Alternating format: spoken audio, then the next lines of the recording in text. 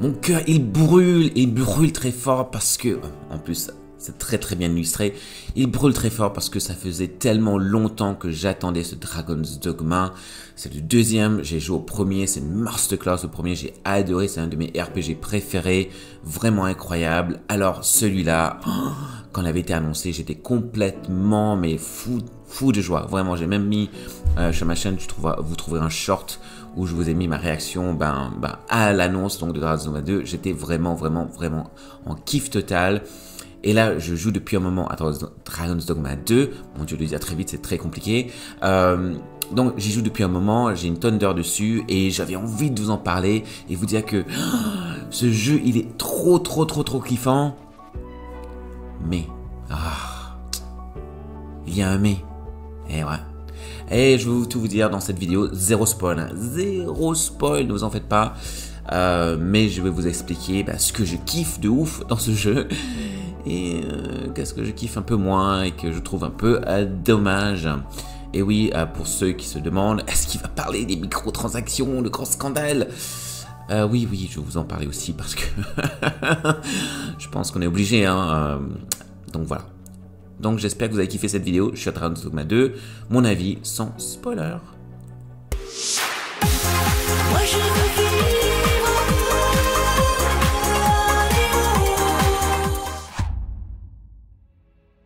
Alors, il faut absolument que je vous parle déjà d'un des plus gros kiffs de ce jeu, c'est le créateur de personnage. Alors moi, dès qu'un RPG m'offre une création de personnage, je suis heureux, mais vraiment heureux. Alors autant je peux adorer les personnages, mon Dieu, parle mieux Raphaël, les personnages déjà créés, par exemple dans les Final Fantasy, il y a très souvent des beaux gosses, parce que c'est ce genre de personnage que moi-même j'aurais créé, par exemple Joshua ou Noctis, Cloud, etc. C'est des personnages que j'adore, physiquement c'est le genre de personnage que moi j'adore créer. Même si maintenant de nos jours, j'aime bien un peu me retranscrire dans le jeu, si c'est possible dans un éditeur perso, que ce soit avec la couleur de la peau, les cheveux, le style visuel en fait. J'aime bien que le personnage me ressemble un peu maintenant. Et donc du coup, voilà mon personnage dans Dragon's Dogma 2. C'était un kiff de le créer, mais vraiment l'éditeur perso est disponible gratuitement d'ailleurs sur le store. Si vous voulez vérifier par vous-même le créateur de personnage, si ça vous intéresse et que ça vous motive à essayer d'y jouer, n'hésitez pas à tester l'éditeur perso parce qu'il est vraiment incroyable. Je ne peux pas stresser à quel point cet éditeur de perso est vraiment exceptionnel. On peut vraiment créer qui on veut.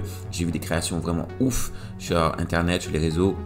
Il y a des gens qui ont créé Timothée Chalamet, il y en a qui ont créé Kratos, il y en a qui ont créé Léon de Resident Evil. Vous pouvez vraiment créer ce que vous voulez. Voilà, c'est vraiment très cool. Donc moi j'adore mon perso, il est vraiment excellent. Et moi quand il y a un éditeur perso, particulièrement dans un RPG, j'aime bien être sûr que dans le RPG lui-même, dans le jeu lui-même, on aura des cinématiques où on voit mon perso.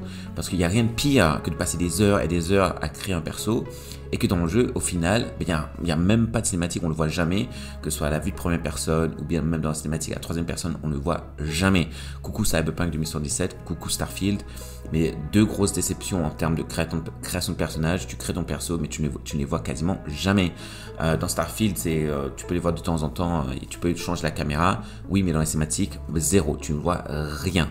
Donc voilà, c'est la même chose avec Cyberpunk 2077. Non, c'est pas des balles perdues, parce que j'aime bien Starfield, j'aime bien Cyberpunk, mais sur le côté création de personnages, voilà, ça m'avait déçu. Alors, dans Dragon's Dogma 2, je te rassure déjà, il y a des cinématiques vraiment très classe et on voit notre perso. On le voit très souvent. Dans le premier Dragon's Dogma, c'est une critique que j'avais du premier. On voyait pas notre perso parce qu'il n'y avait pas beaucoup de cinématiques. Je crois que dans le premier Dragon's Dogma, je peux compter sur les doigts d'une main le nombre de cinématiques qu'on avait au total dans le jeu. Vraiment. Il y en avait un au début, tu as 2-3 dans le jeu, dans les cinquantaine d'heures de jeu, 60 heures de jeu, tu en as 2-3, et puis à la fin, tu as une autre cinématique. Voilà, c'est vraiment tout dans Dragon's Dogma premier du nom, il n'y a pas beaucoup, en fait de mémoire en tout cas, il n'y avait pas beaucoup. Et là, dans Dragon's Dogma 2, rien que dans les premières heures du jeu, ça défonce le premier en termes de nombre de cinématiques qu'on a. Et ça, je kiffe. Donc, c'était comme moi que tu as de voir ton perso dans les cinématiques. Tu le verras. Ça, il n'y a pas de souci. Un bémol que je lui mets, par contre, avec notre personnage, c'est qu'il ne parle pas. Du moins dans les premières heures du jeu que j'ai joué, dans la tonne d'heures de jeu que j'ai joué, quasiment un peu plus de 10 heures de jeu, ben, il ne parle jamais. Malheureusement, il ne parle pas et je trouve ça extrêmement dommage. Je comprends l'idée que en fait c'est notre avatar et que c'est à nous de vraiment de RP le perso. Et puis voilà, en fait dans le jeu lui-même, le personnage il parle, il n'est pas muet, hein, c'est pas un personnage muet, mais on n'entend pas parler, un peu comme dans Zelda avec Link, ou même dans Persona par exemple. On n'entend pas le perso en général. Et là, pour le coup, on l'entend pas. Et ça, je trouve un peu dommage. Mais bon, c'est un concept, c'est le truc. J'enlève pas des points pour ça. C'est juste que moi, je trouve dommage. Ensuite, un conseil que je vous donne, d'ailleurs, voilà un premier conseil. Vous ne pouvez pas recréer votre perso direct une fois que vous avez lancé le jeu. Vous pourrez le recréer dans le jeu, hein, ne vous en faites pas, vous pourrez changer son apparence, il n'y a pas de souci. Mais si par exemple vous êtes comme moi, vous commencez le jeu pendant un petit moment, pendant 1 heure, vous dites bon finalement j'aime pas trop, je vais recréer le perso et recommencer une partie. Alors vous ne pouvez pas recommencer une partie. En tout cas, pour l'instant, vous ne pouvez pas recommencer une partie. Une fois que vous avez commencé votre partie, c'est tout. Vous ne pouvez pas choisir des emplacements pour une sauvegarde. C'est vraiment une seule sauvegarde. Il n'y a même pas de choix. Vous commencez le jeu. La sauvegarde, c'est automatique et c'est manuel, mais vous ne choisissez pas l'emplacement. Donc, d'ailleurs, je vous en parlerai ça dans une partie de la vidéo. Mais tout ça pour vous dire que, admettons que vous commencez le jeu, vous avez créé votre perso et vous lancez le jeu. Et vous dites, je suis pas trop content. Alors il faut quitter le jeu, effacer votre save du jeu, vraiment, et recommencer le jeu à zéro. Parce que vous ne pouvez pas juste cliquer, commencer une nouvelle partie de nouveau. Et ça va écraser la sauvegarde. Non, il faut effacer la sauvegarde. Alors bonne nouvelle, quand j'ai vu passer il n'y a pas longtemps qu'apparemment Capcom va mettre à jour le jeu et on pourra commencer une nouvelle partie sans devoir effacer notre sauvegarde manuellement dans les entrailles de la PlayStation. En gros, on pourra créer une nouvelle partie, donc ça viendra. Donc au moment où j'enregistre cette vidéo, pour l'instant c'est pas disponible, mais c'est une option qui sera mise à jour bientôt. Et ça va faire partie, vous allez voir, quand je parlerai un peu des points faibles du jeu, vous allez voir que en fait cet élément, ça ajoute un peu à une des grosses faiblesses du jeu. Vous allez comprendre plus tard. Mais en tout cas, pour le créateur de perso, excellent. Je mets un gros pouce vers le haut. C'est vraiment un des meilleurs créateurs de perso ever. Vraiment, j'adore. Alors moi, j'ai créé mon perso. Alors c'est ça que je vous dis. Quand j'avais créé mon perso dans l'éditeur, sa peau était un peu plus mat, un peu pour match ma peau à moi. Et là, dans certaines lumières, c'est mat, c'est la même couleur de peau que j'ai. Mais dans d'autres lumières, il est vraiment très pâle, donc c'est bizarre. Mais bon, c'est pas grave. Et en général, moi, j'aurais relancé la partie et j'aurais recréé le perso et juste changé un peu la couleur de peau pour matcher ce que je voulais. Mais finalement, j'ai pas pu. Quand j'ai réalisé, j'ai pas pu. J'avais pas envie de tout recommencer. Donc j'ai gardé. En plus, ça va, il est beau gosse quand même. Hein, moi, j'aime bien. Il me ressemble un peu, pas too much, mais il me ressemble un peu et j'aime bien. Donc, j'ai pas du tout envie de me recréer complètement de A à Z dans le jeu. J'aime bien juste m'inspirer un peu de mon apparence et créer un perso et l'améliorer, on va dire, dans le jeu. Et là, je trouve plutôt beau gosse. Moi, j'adore. Et je joue mage, hein, pour ceux qui se demandent. D'ailleurs, j'aurais dû commencer avec ça. Je joue mage et je suis à la PS5. Je vais te dire, je joue sur la PS5. Bref, créateur de perso, excellent. On les voit dans la cinématique, vraiment très bien. Ce qui m'amène donc à un autre élément du jeu, c'est l'histoire. Parce que ça, c'est quelque chose de très important dans un RPG. Dans le premier Dragon's Dogma, une des faiblesses qu'il y avait, c'était le fait que l'histoire, la narration était un peu en retrait. Qu'est-ce que je veux dire par là? C'est-à-dire que notre personnage était un peu un spectateur du monde et de l'histoire. Et même l'histoire elle-même, il n'y avait pas beaucoup, comme j'ai dit, de cinématiques. Il y avait des quêtes, tu avais de l'interaction et tout. Ça bougeait, l'histoire bougeait. Il y avait des éléments, il y avait des qu'on appelle des story beats en anglais, c'est-à-dire des points d'histoire qui faisaient avancer l'histoire principale. Sauf que c'était vraiment très faible. Vraiment, l'histoire se résume sur un timbre-poste, comme on dit. C'était pas non plus ouf. Je peux le comparer par exemple à un Zelda où l'histoire d'un Zelda, même d'un Breath of the Wild, n'est pas vraiment la plus grande histoire ever. C'est vraiment une histoire assez simple, assez linéaire et assez... voilà, c'est rapidement raconté, comme on dit, mais le focus était sur le gameplay. Et donc Dragon's Dogma, premier du nom, quand c'était sorti en 2012, c'est la même chose, c'était vraiment axé sur le gameplay, c'était plus ça qui était plus important. Et donc l'histoire était un peu un décor, une espèce d'une décoration, un accessoire au jeu si tu veux. Et ça m'avait déçu à l'époque. Je me dis, j'aurais tellement aimé avoir plus de lore, plus d'histoire, plus de scènes, plus de dialogue, vraiment plus de ça quoi. Et donc je tiens à vous rassurer et même à dire que pour ce Dragon's Dogma 2, du moins dans cette première partie, dans cette première impression, dans ma dizaine de plus d'heures de jeu dessus, eh ben, l'histoire, elle est bel et bien présente et elle est vraiment frontale, quoi. Elle n'est pas genre dans le décor, hein. C'est vraiment frontal et je suis happé. Dès le début, j'ai été pris par l'histoire. C'est vraiment bien raconté. C'est Medieval Fantasy. Il y a un petit côté, ça me rappelle un peu Final Fantasy XVI dans l'ambiance un peu de l'histoire un peu politico-dramatique. Vraiment bien fait. J'aime beaucoup l'écriture. Qui dit histoire dit aussi écriture. Alors moi je joue le jeu en anglais. J'ignore ce que ça donne en français, mais moi je joue en anglais et l'écriture en anglais est vraiment excellent, vraiment du haut niveau. J'aime vraiment beaucoup. L'histoire elle est pas compliquée, du moins au début c'est pas compliqué du tout. Il y a quelques éléments donc du lore de Dragon's Dogma qu'il faut comprendre un peu. Alors je ne sais pas, c'est parce que j'ai fait le premier. Donc je suis un peu plus habitué, mais j'ai essayé de regarder un peu comment raconter l'histoire du point de vue d'une personne qui n'a jamais touché Dragon's Dogma de sa vie. Et je tiens à dire que oui, c'est assez rassurant parce que c'est assez accessible au niveau de l'histoire de comprendre ce qui se passe. Il y a un mystère autour de notre personnage principal, The Horizon. Je crois en français c'est l'insurgé, je crois que vous appelez ça comme ça en français. Donc le personnage principal, il y a un mystère autour de lui. Il y a un mystère autour même du dragon dans Dragon's Dogma, etc. Donc c'est vraiment très bien fait.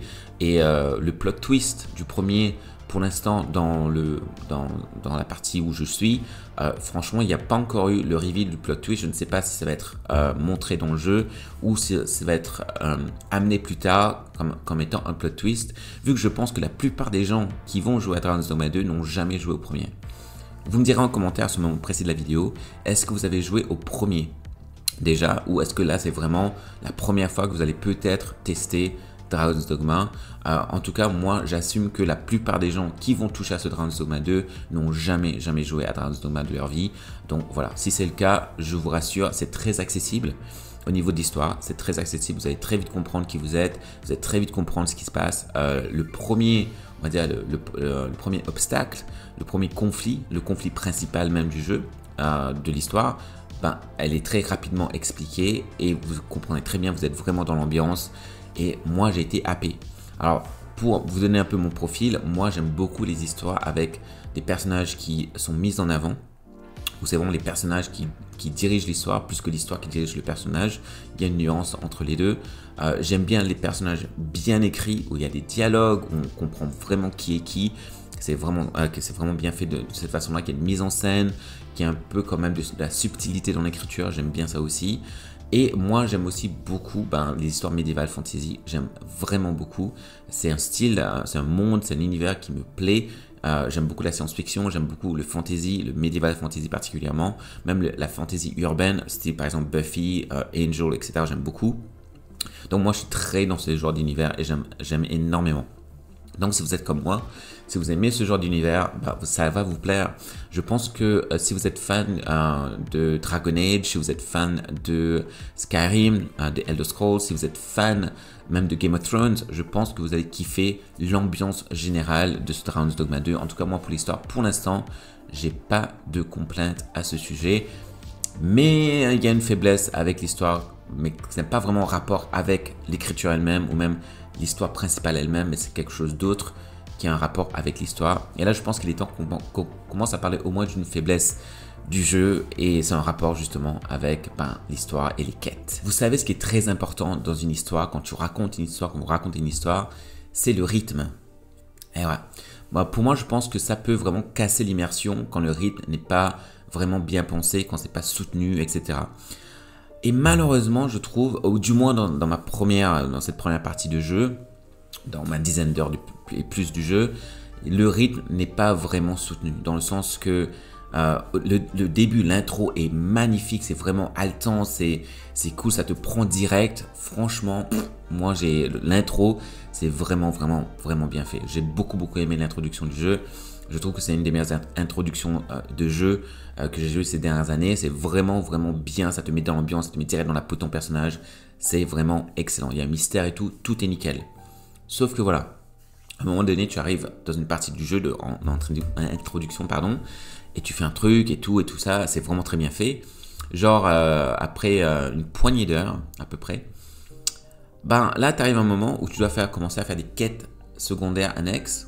Et ce qui est cool, hein, on est obligé d'avoir ça dans un RPG. Hein. Un RPG sans quête annexe, sans quête secondaire, est-ce que c'est vraiment un RPG? Bref. Sauf que voilà, le problème du rythme, c'est pas qu'il y a des quêtes annexes, c'est pas qu'il y a des quêtes secondaires, parce qu'au final, ce genre de quête se fait un peu plus rapidement qu'une quête principale. Donc ça va, en général, dans n'importe quel RPG, tu fais une quête secondaire, une quête annexe, c'est bon, tu le fais en général en 1 heure, 2 heures, et c'est bon, basta, et tu passes à autre chose. Sauf que voilà, ça va être un peu entremêlé là, parce que le problème du rythme vient du fait que le jeu est très daté dans certains éléments. Ce que je veux dire par là, oui, il n'y a pas de fast travel à proprement parler, c'est-à-dire que vous allez dans la ville A et vous allez dans la ville B, il faut marcher. Ou vous prenez une charrue. Alors la charrue elle est très bien, franchement elle marche très bien, mais il y a un mais avec ça. Je vais vous expliquer, sans vous spoiler évidemment. Mais vous allez à la ville A et vous allez jusqu'à la ville B, vous marchez, vous arrivez jusqu'à la ville B, et entre ces deux villes, admettons c'est 5 minutes de marche in-game, à peu près 5 minutes, admettons. Dans les 5 minutes de marche que vous allez faire, vous allez au moins combattre 30 fois, voire 40 parfois. J'exagère un peu, ok, j'exagère. En 5 minutes, c'est quand même pas 40. Allez, admettons, vous avez au moins un combat tous les, je sais pas, tous les 30 mètres, quoi. Franchement, ça j'ai remarqué. Surtout sur les plus longs trajets. Donc, quand c'est 5 minutes et plus, vous allez avoir au moins une dizaine de combats. Voilà. Alors, après, vous pouvez éviter certains combats, mais la plupart du temps, ben, les ennemis, ben, en fait, sautent sur vous. En fait, ils apparaissent comme ça par magie parce qu'ils se cachent et puis boum, ils viennent vous attaquer. Et au départ, tu dis, ok, bon, il y a 1 ou 2 combats, c'est normal, tu vis dans un monde dangereux, mais tous les 30 mètres, ça ralentit complètement le voyage. Et donc, ce qui devait durer 5 minutes, finalement va durer 10, 15 minutes, 20 minutes. Ça dépend du combat, parce que parfois tu as même des mini-boss qui sont là sur le chemin. Donc du coup, ça te prend du temps. Voilà. Donc, ce qui devait prendre 5 minutes, finalement prend 15-20 minutes. Ok, c'est bon, la prochaine fois, je prends la charrue, parce que ça va être mieux. Et premier point, il y a une microtransaction qui te dit que tu peux acheter un cristal qui te permet de te téléporter juste une fois. Hein, c'est un seul porte-cristal. Je sais pas comment on appelle ça en français. Bon, le cristal, en fait, tu le places dans une ville et ensuite tu peux utiliser une pierre pour pouvoir te téléporter. Voilà, il n'y a qu'une seule pierre disponible dans le store pour la microtransaction. Mais la bonne nouvelle, t'as pas besoin de ça. Déjà, c'est in-game. Et tu peux l'avoir in-game, mais dans le jeu lui-même, tu as les charrues. Les charrues, c'est le fast travel en fait. Donc, comment ça marche? Donc, dans la ville A, je vais au port de charrue, où il y a la charrue, et je paye 100 pièces d'or, qui est vraiment ridicule. C'est vraiment, tu gagnes beaucoup d'argent très rapidement dans le jeu. Donc, 100 pièces d'or, c'est vraiment rien. Donc, je paye 100 pièces d'or. Et ensuite, ben, la charrue m'amène jusqu'à la ville B. Alors, tu as l'option de juste t'asseoir dans la charrue et juste regarder le paysage passer. Tu peux le faire vraiment RP et vraiment juste patienter. La charrue est très lente. Ça prend pas 5 minutes. Du coup, ça va prendre 10 minutes de la ville A à la ville B. Sauf que voilà, quand tu es assis, tu peux t'endormir. Et t'endormir, en fait, fait passer le temps. Et donc, en t'endormant, bah, tu peux être direct dans la ville B. Voilà. En même pas 10 secondes, tu peux être de la ville A à la ville B. Sauf que voilà, la façon dont ils ont fait le jeu, c'est que quand tu es dans la charrue, tu peux être attaqué par des méchants. Et en général, admettons, tu vas à la ville A et à la ville B, tu t'endors sur le banc dans la charrue, tu vas te réveiller au moment de l'attaque, et c'est vraiment une attaque simple. En général, c'est juste des gobelins, tu les tues en même pas 2 secondes, c'est bon. Tu remontes dans la charrue, tu t'endors de nouveau, et tu es à la ville B. C'est vraiment une seule fois que ça s'arrête, et c'est tout. Donc, au lieu de durer 10 secondes, ça va durer 20 secondes le fast travel. Voilà. C'est RP, c'est dans le jeu. Moi, j'ai rien contre ça. Je trouve que c'est assez très cool. Ça te fait vraiment entrer dans l'ambiance du jeu. J'ai vraiment rien contre ça, c'est un super concept. Moi, j'aime beaucoup. Si ça avait été que des gobelins, voilà le problème maintenant. Et ça, c'est un problème qui m'est arrivé. C'est-à-dire que j'ai pris une charrue, donc de la ville A à la ville B, sauf qu'à la moitié du chemin, je suis arrêté par un mini-boss. Je dis, ok, bon, j'étais à un bon niveau, donc je me mets à me battre contre le boss. C'est c'est une bataille compliquée, c'est un mini-boss. Et admettons, c'est un mini-boss niveau 1, on va dire ça. Et en même temps que je me bats contre ce mini-boss, et il est à moitié de sa vie, il y a un autre boss, un griffon. Ça c'est pas un spoiler, c'est dans les trailers et tout, vous voyez ça très souvent dans les screens. Il y a un griffon qui arrive, et un griffon, c'est un mini-boss niveau 4. Admettons, j'invente ça, c'est pas vraiment dans le jeu, moi j'invente. Niveau 1, tu te dis ok c'est bon, niveau 4, il arrive, et je galère déjà avec le niveau 1. Le niveau 4 arrive, il se met à tabasser le mini-boss qui était déjà en bataille avec moi, et il commence à m'attaquer aussi. Bref, inutile de vous dire, je crève en même pas 30 secondes quoi. Je crève, je meurs. Et là je me dis putain, ok, je recharge ma sauvegarde où j'étais avant, et voici un autre problème du jeu. Je recharge ma sauvegarde, et parce que on ne peut pas choisir de recharger notre sauvegarde manuelle, ça te met automatiquement la dernière sauvegarde faite par le jeu, qui est donc la sauvegarde automatique, et c'est juste avant, genre juste 2 secondes avant que le mini-boss niveau 1 m'attaque. Donc je suis coincé dans cette boucle. Maintenant, je vous rassure, vous pouvez juste vous échapper. Hein. Vous courez dans l'autre direction et vous vous échappez. Après, si un de vos pions meurt, là vous êtes dans la galère parce qu'en fait, il faudra aller faire revivre votre pion parce que sinon vous le perdez. Voilà. Donc, si vous pouvez vous échapper, tant mieux. Et comme j'ai dit, vu que la charrue vous amène à la moitié du chemin, faire l'autre moitié à pied, ça ne dure pas très longtemps. Donc, ça va. Mais là, il faut vraiment s'échapper. Et là, pour le coup, t'es coincé en fait. Qui est donc un autre problème du jeu, c'est la sauvegarde que je trouve vraiment mal faite. Ça, c'est vraiment, ça j'enlève des points à ça. Ça, je trouve ça insupportable. C'est punitif pour aucune raison. C'est vraiment être punitif pour être punitif, quoi. Parce qu'en fait, je vous explique, et j'essaie d'expliquer ça clairement, vous avez 2 sauvegardes, en fait. La première sauvegarde, c'est, en anglais en tout cas, c'est Reload the latest save. Donc la dernière sauvegarde que vous avez faite. Et vous pensez, ok, c'est manuel, donc je sauvegarde manuellement. Et vous pouvez sauvegarder n'importe où dans le monde, il n'y a pas de souci, sauf quand vous êtes dans un combat. Donc, je sauvegarde manuellement. Admettons, je suis à la moitié du chemin entre la ville A et la ville B. Je sauvegarde manuellement. Je me dis, bon, autant sauvegarder ici au cas où je me fais tuer juste devant. Donc, je sauvegarde manuellement, j'avance. Sauf que le jeu, lui, il sauvegarde aussi automatiquement. Donc, à chaque fois que vous avez un combat, juste avant un combat, ça sauvegarde. Et donc, votre dernière sauvegarde devient la sauvegarde automatique, pas la sauvegarde manuelle. Et il n'y a aucun moyen de choisir de recharger la sauvegarde manuelle. Ça, je trouve ça vraiment, je suis désolé du terme, mais dégueulasse. C'est punitif. En fait, ça te donne envie de poser ta manette et d'arrêter le jeu. Parce que, admettons, et ça m'est arrivé, je suis entré dans une espèce de donjon. C'est un très gros donjon, ça m'a pris du temps à explorer, etc. C'est vraiment très long. Et j'étais vraiment à la limite de la mort, presque, parce qu'à chaque fois que tu recharges, en fait, c'est ultra punitif. En fait, tu perds à chaque fois une partie de ta vie. Donc ça ne te recharge pas ta sauvegarde avec ta vie que tu avais, mais ça t'enlève ta vie à chaque fois. C'est encore plus punitif qu'un From Software, hein, ça je vous le dis. Hein. Donc ça réduit la vie, ça réduit la vie. À un moment donné, tu n'as presque plus de vie et tu es vraiment en PLS, quoi. Là, il faut vraiment aller dans une ville, il faut dormir, il faut aller dans un camp. Sauf que voilà, si vous êtes coincé dans un donjon, il n'y a pas moyen, quoi. Donc à un moment donné, j'étais coincé dans un donjon, j'étais presque à la mort. Heureusement, la sortie n'était pas loin, mais je me suis fait tuer à un moment donné par un mob. Et donc j'ai rechargé, et je pensais que j'allais être, que la partie allait être rechargée avant que j'entre dans le donjon. Que nenni. C'était juste 2 minutes, juste 2 secondes avant que le mob m'attaque. Donc j'ai dû m'échapper, et heureusement j'ai pu m'échapper, et je suis allé dans un camp, j'ai pu recharger ma vie.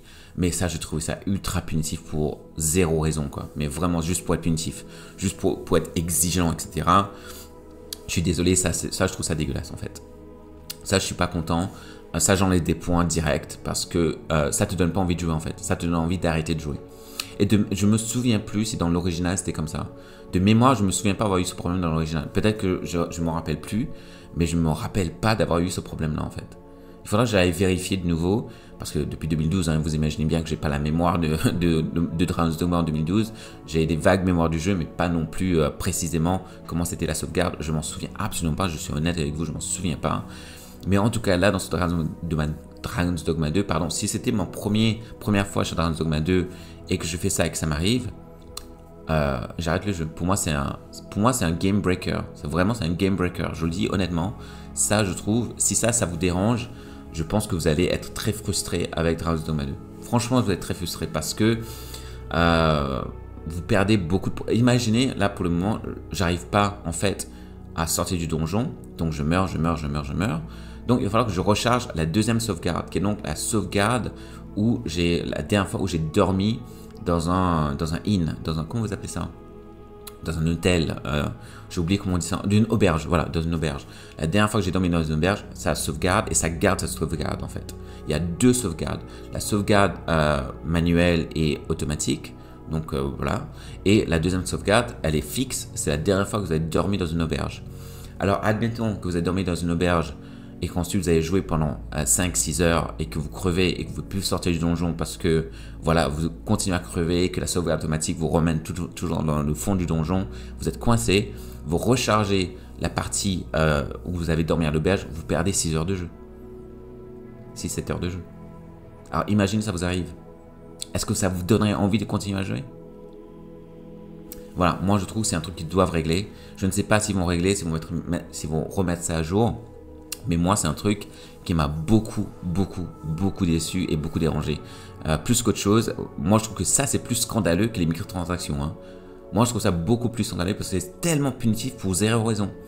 Et ça je trouve que c'est un problème peut-être que les gens essayent trop depuis Elden Ring. Ils pensent que tout le monde veut du From Software, des jeux ultra difficiles, ultra exigeants où tu es puni. Non, on n'est pas tous comme ça, franchement, non. Autant, je peux comprendre quand un jeu n'offre pas de challenge aux joueurs, ils veulent augmenter un peu la difficulté. C'est pour ça qu'on a inventé mode facile, mode normal et mode difficile. Hein.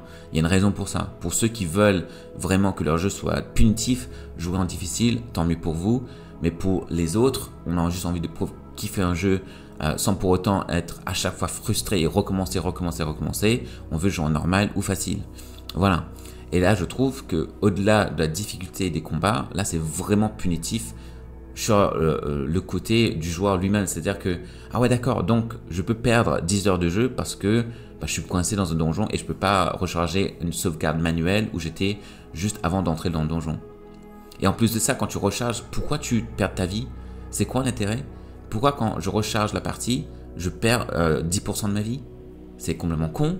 Donc voilà, ça je trouve ça dommage, c'est un concept que je ne comprends pas et que je trouve extrêmement dommage. Et pour moi, c'est une façon peut-être de cacher le fait que peut-être l'histoire n'est pas aussi épique que ça. En fait, c'est une histoire assez plus condensée, mais parce que le gameplay est tellement punitif que ça va te faire étirer le jeu et ça va durer plus longtemps. Voilà, comme vous le voyez, c'est un truc qui m'a beaucoup énervé, qui m'a beaucoup frustré, voilà. Mais voilà, il y a aussi le fait que moi, j'adore Dragon's Dogma, j'ai adoré le premier, j'adore l'univers, j'adore le style de combat, j'aime beaucoup la magie dans le jeu, je trouve ça très bien fait, c'est excellent. Donc moi, je vais continuer le jeu, il n'y a pas de souci, je vais continuer le jeu, mais je vous conseille vraiment de sauvegarder à chaque fois dans une auberge, à chaque fois que vous quittez une ville ou un village, sauvegardez dans votre auberge, hein. À chaque fois, comme ça, vous ne perdez pas autant d'heures de jeu. Et faites en sorte que si vous remarquez que dans le donjon, vous galérez beaucoup, que vous allez beaucoup galérer, sortez. Sortez, allez farmer, monter de niveau ou allez louer des pions un peu plus haut niveau que vous pour vous aider dans votre jeu parce que c'est ça qui rend le jeu plus accessible, entre guillemets, c'est d'avoir des pions plus haut niveau. Et si par exemple vous êtes niveau 10, vous pouvez avoir un pion niveau 15, niveau 20, il faut juste farmer un peu les cristaux en fait pour pouvoir les acheter in-game les louer pardon, dans la partie où vous pouvez louer des pions. Et il y a des microtransactions où vous pouvez acheter des cristaux. Là, je peux comprendre la critique légitime que pour farmer des cristaux, c'est un peu complicado. C'est pas impossible, mais c'est pas non plus fait de façon aisée. C'est-à-dire, vous pouvez pas farmer des cristaux très rapidement. Ça prend du temps pour monter en cristaux. Et donc ça, je trouve que légitimement, cette partie de la microtransaction, je trouve ça dommage qu'ils mettent ça comme ça dans le store et qu'il faut payer, en Australie, je crois que c'est $5 pour avoir 2500 cristaux, un truc comme ça, je ne me rappelle plus, entre 5 et $7. Et ensuite, tu peux louer des pions. Et c'est comme ça que tu peux avancer un peu plus dans le jeu si jamais tu es coincé. Donc voilà, ça, je peux comprendre légitimement, ça c'est une bonne critique, ouais, je peux comprendre ça. Mais pour ce qui concerne les microtransactions elles-mêmes, elles-mêmes, Capcom l'a déjà fait avec Resident Evil, avec Monster Hunter, c'est pas la première fois, je trouve ça que c'est une tempête dans un verre d'eau, on fait comme si c'est la première fois que ça arrive, c'est pas les premiers éditeurs à faire ça, même pour la série Tales of, il y a beaucoup de microtransactions qui te permettent de monter en niveau si tu veux, C'est vraiment pas la première fois ni la dernière fois que les gens font ça. Après, vous savez comment si vous voulez ne plus avoir des microtransactions, arrêtez d'acheter. Pourquoi ils mettent ça? Parce qu'il y a des gens qui achètent. Voilà, et il n'y a aucune honte à acheter si vous voulez acheter ça pour vous aider un peu à avancer dans le jeu. Il n'y a aucune honte, absolument pas. Je sais qu'il y a une élite de joueurs qui vont vous faire genre « Ah, vous n'avez pas honte d'acheter ça, vous êtes le cancer du jeu vidéo, etc. Achetez ça. » Non, n'ayez pas honte. S'il y a l'option d'acheter, que vous voulez acheter, que c'est votre argent, bah, faites ce que vous voulez. Voilà, tout simplement. Faites ce que vous voulez. Parce que c'est vous qui dictez le truc. S'il y a des gens qui achètent, c'est qu'il y a une demande. Et donc, n'importe quel éditeur, que ce soit Capcom, n'importe qui, ils vont fournir le supply, comment on dit supply en français, j'ai oublié. En gros, ils vont vous offrir l'option. L'option, elle est là, personne ne veut un fusil à temps pour vous faire acheter des trucs. Hein. Comme j'ai dit, les cristaux, vous pouvez les avoir dans le jeu. Les trucs de fast travel, les pod crystals, vous pouvez les avoir dans le jeu aussi. Tout est disponible dans le jeu. Il n'y a rien qui est dans le store qui n'est pas dans le jeu. Comme je le disais avant, si vous voulez refaire votre perso, il y a un truc que vous pouvez acheter justement à côté avec un marchand spécial qui est dans le jeu. Vous pouvez acheter un livre qui vous permet de refaire tout votre perso, quoi. Et ensuite, vous avez aussi le barbier dans le jeu qui vous permet de changer de coiffure, etc. Ce genre de choses. Donc, ça existe déjà dans le jeu. Il n'y a rien dans le store. Je suis allé vérifier. Il n'y a rien dans le store qui n'est pas dans le jeu. Voilà, vous avez tout dans le jeu direct. Voilà. Mais en tout cas, pour moi, ça, c'est rien du tout, les microtransactions. Ça, c'est rien. C'est pas ça qui me met en colère. Pour moi, ce qui me met en colère, c'est vraiment la partie sauvegarde. Ça, je trouve j'espère qu'ils vont changer, qu'ils vont peut-être offrir une mise à jour quand ils vont faire le nouveau jeu. Peut-être qu'ils vont nous offrir la possibilité de recharger notre sauvegarde manuelle. Moi, je trouve ça dégueulasse et extrêmement daté de ne pas pouvoir choisir entre sauvegarde automatique et manuelle. La base, quoi, j'ai envie de dire. On est en 2024, pas en 1990. Hein. Je joue pas à Aladdin, il faudra recommencer tout le jeu parce que j'ai perdu. Je trouve ça extrêmement dommage. Comme j'ai dit, ce gros point faible qui casse le rythme, qui peut vraiment te frustrer, ça peut être un game breaker pour tout le monde. C'est pour ça que, pour beaucoup de monde, c'est pour ça que je vous en parle. Comme j'ai dit, moi j'aime partager mon expérience, mon ressenti. Moi je suis fan de Dragon's Dogma, j'adore le jeu, j'adore l'ambiance, j'adore ce que ça me vend. Moi je vais continuer à jouer. Ça va pas me faire arrêter de jouer au jeu, mais je sais que ça pourrait peut-être me frustrer et je vais voir qu'est-ce que ça va donner sur la grosse durée du jeu jusqu'à la fin, parce que bon, je vais quand même aller jusqu'à la fin du jeu, hein, parce que ce jeu je l'attends depuis 2012, vous imaginez bien, j'aime vraiment beaucoup ce qu'il propose, donc c'est sûr que je vais du moins faire un effort et essayer d'aller au-delà de ce game breaker pour moi. Après, si jamais ça continue à me frustrer constamment pendant le jeu, je vous dirai dans ma version finale de mon avis si je l'ai fini ou pas et pourquoi je l'aurais pas fini. Parce que pour moi, je pense que ça va être mon plus gros blocage. Parce que oui, ça c'est vraiment punitif pour zéro raison. Le gameplay, le jeu lui-même, est-ce qu'il est difficile? Honnêtement, non. Pour moi, ça me rappelle Dragon's Dogma premier du nom. Dans le sens que le jeu est vraiment dangereux in-game. C'est-à-dire que tu peux vraiment mourir à chaque fois que tu quittes la ville. Et c'est vraiment la proposition en fait. Si tu n'aimes pas cette proposition, ok, le jeu c'est pas pour toi en fait. C'est pas pour vous. Mais ça vous dérange pas que vous aimez. Si vous aimez Skyrim par exemple, c'est comme Skyrim, c'est comme Elder Scrolls je trouve. D'ailleurs à l'époque, c'est sorti après Skyrim et malheureusement, en même temps que Skyrim. Et malheureusement, je trouve que Dragon's Dogma était vraiment en avance sur son temps. Pour moi, Dragon's Dogma c'est Elden Ring avant Elden Ring. Voilà, c'est comme ça que moi je le vois. Le premier Dragon's Dogma, c'était vraiment du Elden Ring avant Elden Ring, sauf que voilà, c'était en avance sur son temps et ça a été un succès niche. Donc c'est pour ça que beaucoup de personnes n'ont jamais joué à Dragon's Dogma. Voilà, et je trouve que malheureusement, c'est vraiment dommage parce que c'est un très très bon jeu. Donc ce Dragon's Dogma 2, c'est une possibilité donc pour un nouveau public de découvrir Dragon's Dogma et peut-être en tomber amoureux. Je trouve que malheureusement, le côté punitif des sauvegardes et tout, ça va vraiment refroidir beaucoup de monde. Hein. Et même si le jeu a eu beaucoup de bonnes critiques, je trouve que peut-être le succès public, est-ce qu'il sera là? Je ne sais pas, parce que je pense que ça va vraiment, si les gens vont essayer le jeu et qu'ils réalisent que c'est comme ça que se marche la sauvegarde, ils vont peut-être enlever le jeu et le retourner ou ne plus jamais y jouer, quoi. Et ça, je trouverais absolument dommage. Mais, admettons, je mets ça de côté. Moi, je vais continuer parce que j'adore le jeu, j'adore Dragon's Dogma. Je vais vous parler d'autre chose. le gameplay est vraiment très addictif. J'aime beaucoup les combats. Comme j'ai dit, c'est exigeant, oui, mais après, tu montes en niveau assez rapidement, du moins au début. Hein. Là, j'ai remarqué que dans la dizaine plus d'heures de jeu que j'ai joué, je suis monté en niveau assez rapidement en faisant quelques combats et tout. Et ensuite, tu peux aller augmenter tes skills, etc. C'est fait de façon assez naturelle, assez organique et tu montes en niveau, comme je dis, assez rapidement.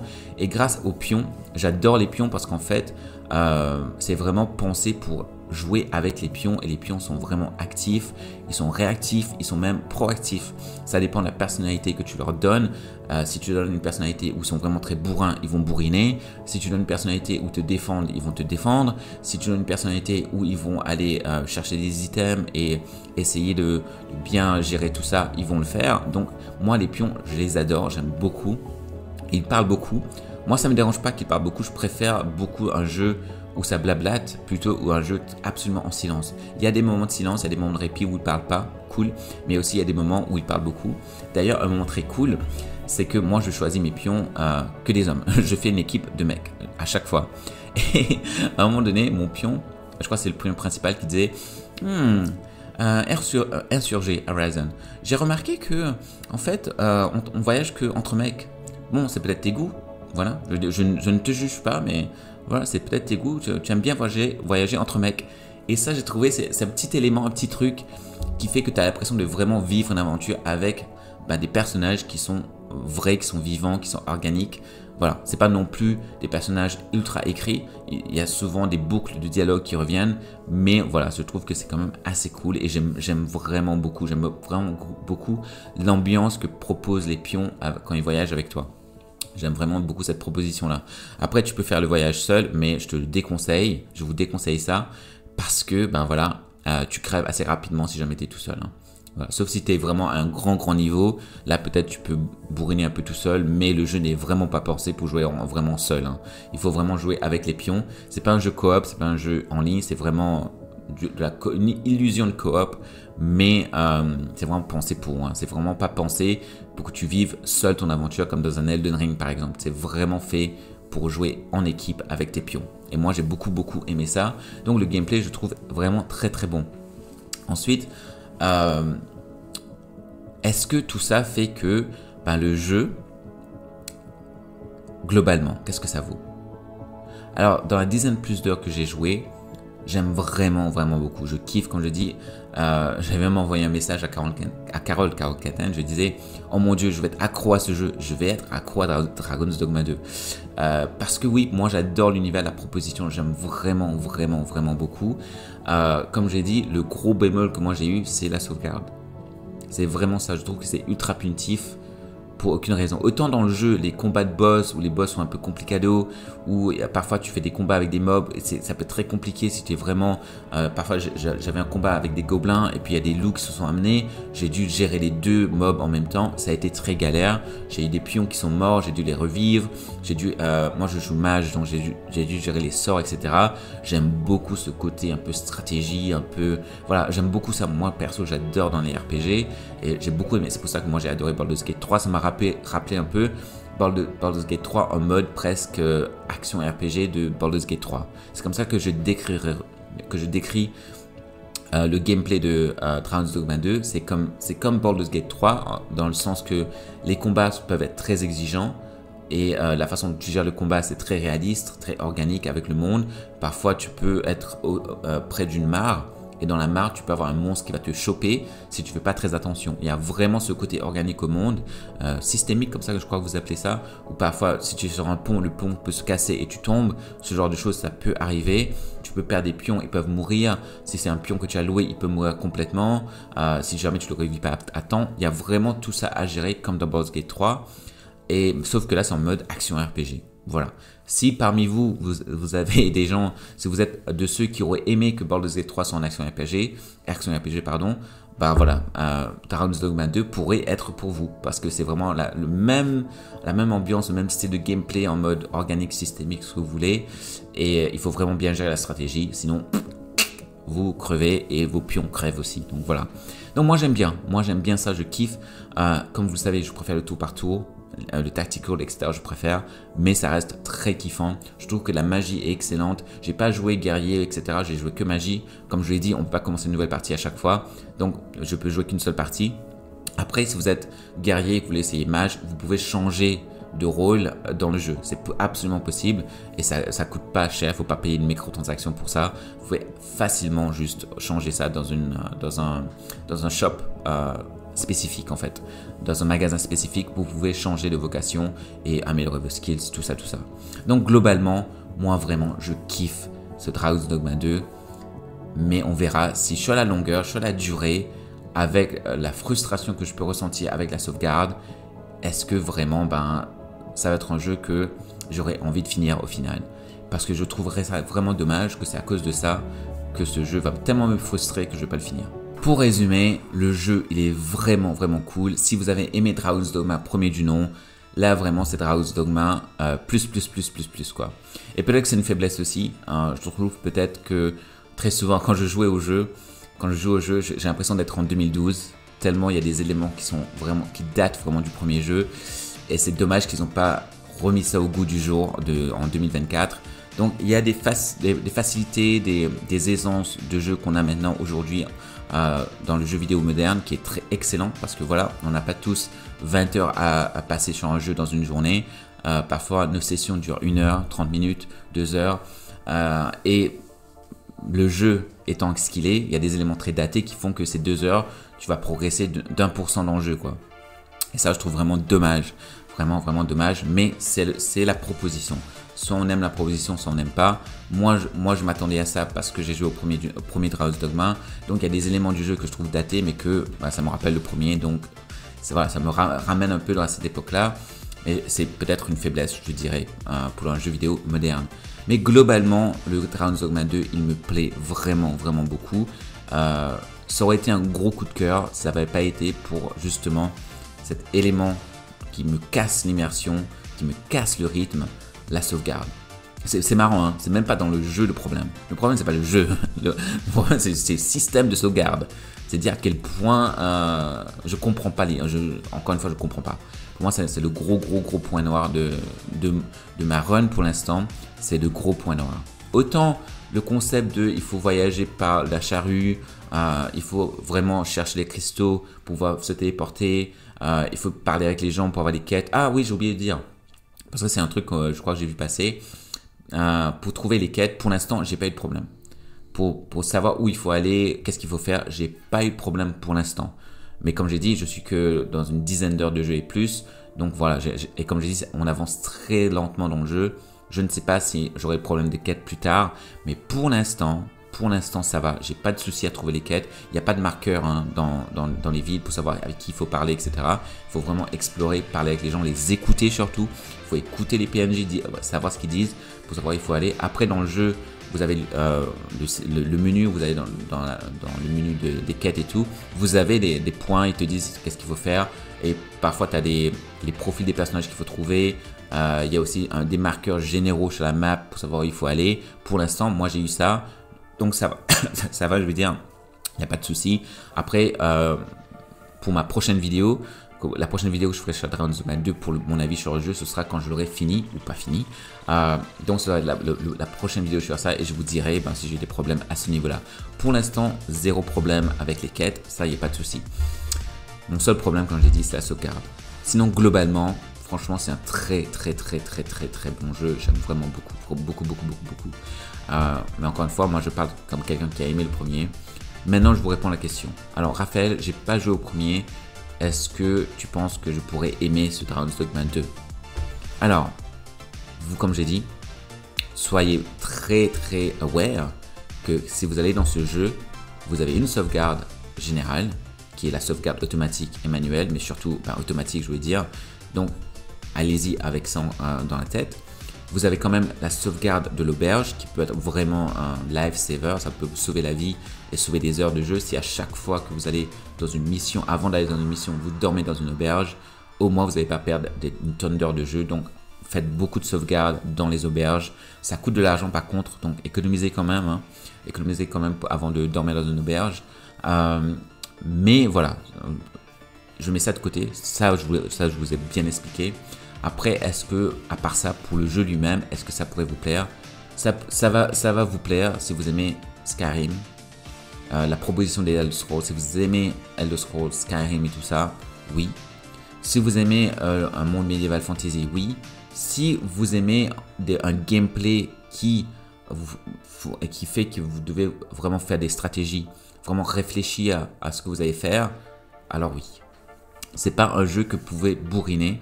C'est pas un jeu popcorn, c'est-à-dire comment expliquer ça? C'est-à-dire que vous ne pouvez pas juste prendre la manette, jouer au jeu, avancer très bon, faire 1 heure de jeu, 2 heures de jeu et avancer dans l'histoire, genre 10% de l'histoire. Non, c'est vraiment le genre de jeu où pour avancer 10% dans l'histoire, il faut faire beaucoup d'heures de jeu. Du moins, c'est ce que moi je remarque. Après l'histoire, je ne sais pas à quel point c'est long, si c'est vraiment un long épique, si c'est vraiment une histoire condensée, mais parce que le gameplay est étiré, ça fait que le jeu prendra 40 heures, 50 heures à finir, mais finalement l'histoire ça tient sur un paragraphe quoi. Vous voyez ce que je veux dire? Je ne sais pas à quel point l'histoire est écrite, à quel point c'est développé, mais en tout cas dans ma dizaine plus d'heures de jeu, je peux vous dire que j'ai à peine avancé dans l'histoire, hein. Vraiment à peine, j'ai vraiment juste effleuré la surface. Je suis vraiment au début en 10 heures de plus de jeu. Alors que dans d'autres RPG, dans d'autres jeux, en 10 heures de jeu, tu auras au moins fait 5% de l'histoire, quoi. Tu auras bien avancé quand même dans l'histoire. Là, c'est pour le coup, ça prend du temps. Après, comme j'ai dit, tu as des quêtes. Pour pouvoir avancer, il faut faire des quêtes spécifiques pour pouvoir avancer dans l'histoire. Tu ne peux pas avancer dans l'histoire sans avoir fait ces quêtes-là, donc il faut les faire. Après, tu as aussi des choix. Tu peux éviter des quêtes. Il y a des quêtes qui sont chronométrées. Donc, si tu ne les fais pas, tu les perds pour toujours. Et tu as aussi des quêtes où tu peux éviter à faire tous les trucs de la quête et juste continuer. Mais en fait, le jeu t'encourage vraiment à tout faire parce que ça te fait monter en niveau pour pouvoir affronter les autres ennemis qui vont arriver plus tard dans le jeu. C'est fait exprès, c'est structuré de cette façon-là pour que tu passes beaucoup d'heures de jeu à jouer, à explorer des donjons, à trouver des items, à améliorer tes skills, à faire différentes vocations. Si tu commences par mage, peut-être tu vas vouloir devenir sorcier. Après sorcier, peut-être tu vas devenir un guerrier sorcier, ce que tu veux. Il y a plusieurs options et je pense que le jeu t'encourage vraiment beaucoup à faire ça. Donc, si tout ça t'intéresse, alors oui, le jeu sera pour toi, sera pour vous. Je sais, je vais de toi à vous, hein. Franchement, j'essaie de rester dans le vous, mais c'est un peu compliqué. Donc, pardonnez-moi, pardon, voilà. Bref, Dragon's Dogma 2, honnêtement, globalement, pour moi, mon cœur brûle pour lui et j'ai vraiment envie de l'aimer et j'espère que j'aurai pas trop de frustration avec la sauvegarde et j'espère vraiment que l'histoire en fait va vraiment continuer à prendre un peu de rythme parce qu'elle a très bien commencé. Je vous répète, le début est excellent, ça vous happe, ça vous prend et vous avez envie de continuer, vous avez envie de comprendre ce qui se passe. Il y a un mystère, il y a un conflit intéressant, mais j'espère que le rythme ne va pas se perdre. En tout cas, voilà ce que je pouvais vous dire sur Dragon's Dogma 2, mon avis sur le jeu en 10 heures de jeu et plus. Mon premier avis si vous voulez sur le jeu et je vous donnerai mon avis final une fois que j'aurai fini le jeu ou que j'aurai pas fini le jeu et je vous expliquerai pourquoi si c'est le cas. En tout cas moi j'espère que je le finirai. Bref, vous me direz en commentaire si ça vous intéresse donc de prendre le jeu ou si vous avez pris le jeu, est-ce que vous êtes d'accord avec ce que j'ai dit dans cette vidéo? Est-ce que vous êtes d'accord avec mes points forts et les faiblesses? Vous me direz. Je vous ai parlé des choses qui m'intéressent le plus, hein, c'est-à-dire les personnages, l'histoire, le gameplay. En ce qui concerne la technique, oui franchement c'est pas le plus beau jeu de la PS5, mais ça va, c'est joli quand même, manette en main, franchement c'est très joli. Il y a des... oh oui, avant de finir, oh j'aurais dû faire ça avant, pas grave. Le framerate sur la PS5 pour l'instant j'ai pas eu de problème. Honnêtement, j'ai pas eu de problème sur la PS5. Je sais qu'il y a certaines personnes qui ont eu des problèmes avec le framerate. Dans tout ce que j'ai fait, je suis allé dans un donjon, j'ai fait des combats de boss et tout, enfin des mini-boss et un gros boss niveau 4, entre guillemets, moi j'appelle ça niveau 4. J'ai pas eu de problème mon dieu, Raphaël, parle mieux. Des problèmes de framerate. J'en ai pas eu. Vraiment pas eu. Les seuls bugs que j'ai eu visuels, c'est le genre de bug normal que tu as dans les open world. Vous savez, les personnages qui parfois marchent dans un mur et continuent de marcher, genre ils font face à un mur. Ce genre de choses où un personnage est au milieu d'une table dans un village, un truc comme ça. Des petits bugs visuels comme ça, j'en ai eu. Je suis à peu près, admettons, sur 1 heure de jeu. J'ai pas eu de bugs visuels, mais sur 5 heures, j'ai peut-être eu 1 ou 2 bugs visuels de ce style-là. Voilà. C'est un peu ça que j'ai trouvé. Peut-être il y aura un patch plus tard, je ne sais pas. Mais en tout cas, j'ai pas eu de problème de framerate, j'ai pas eu de crash, j'ai pas eu de problèmes visuels ou des bugs qui font que ça m'a bloqué dans le jeu. Absolument pas. Il n'y a pas eu ce genre de problème. C'est les mêmes trucs visuels que vous avez dans les open world. C'est pareil dans ce Dragon's Dogma 2. Voilà pour ça, pour ce côté technique, entre guillemets. Mais moi, je vous ai parlé des choses qui m'intéressent. Alors, il y a aussi la romance dans le jeu. Pour l'instant, je suis qu'au début, donc j'ai pas eu vraiment de romance. Il y a des personnages qui m'intéressent parce que dans Dragon's Dogma 2, tu peux romancer n'importe qui dans le jeu, que ce soit un marchand, un PNJ, tu peux vraiment romancer qui tu veux, du moment que tu puisses les parler, hein, que tu peux leur parler, tu peux les romancer. Après, il y a des romances écrites dans le jeu. Pour l'instant, j'en ai pas, j'ai pas eu d'expérience à ce niveau-là. Et donc, dans ma prochaine vidéo, où je ferai une vidéo prochainement, si jamais j'ai fait de la romance dans Dragon's Dogma 2 et que c'est intéressant ou quoi, je vous en parlerai. Mais pour l'instant, j'ai pas eu de scène romantique ou de potentielle romance. J'ai rencontré au moins 2 persos qui m'intéressent pour essayer d'avoir une romance avec eux. Mais pour l'instant, j'ai pas eu l'occasion d'aller dans cette direction avec eux. Je suis qu'au début. Donc voilà, pour la partie romance. Mais il y a de la romance et il y a de la romance gay aussi. Tu peux romancer un mec ou une nana, que tu sois un mec ou une nana, tu peux romancer qui tu veux. Pour l'instant, j'ai pas eu de blocage à ce niveau-là. S'il y a du blocage, je vous en parlerai. Mais pour l'instant, 0 blocage à ce niveau. Voilà, là vraiment c'est tout ce que je pouvais vous dire sur ce Dragon's Dogma 2. Donc dites-moi en commentaire ce que vous en avez pensé. N'oubliez pas de mettre le like sur la vidéo si vous avez aimé cette vidéo. N'hésitez pas à me dire ce que vous en avez pensé. Je ne sais pas quelle est la longueur de cette vidéo parce que j'ai beaucoup blablaté. Je sais que j'ai passé beaucoup de temps à parler du gros point faible que j'ai eu. Mais bon, voilà. En tout cas, Dragon's Dogma 2, franchement, c'est un kiff pour l'instant. Et je vous dirai si jamais le problème de sauvegarde me bloque carrément de finir le jeu. En tout cas, n'hésitez pas à checker les autres vidéos sur la chaîne. Je vous kiffe et je vous dis à très bientôt. Et n'oubliez pas, vive le RPG, vive les dragons. Les dragons, c'est vraiment la vie. Mais surtout, essentiellement, vive les beaux gosses.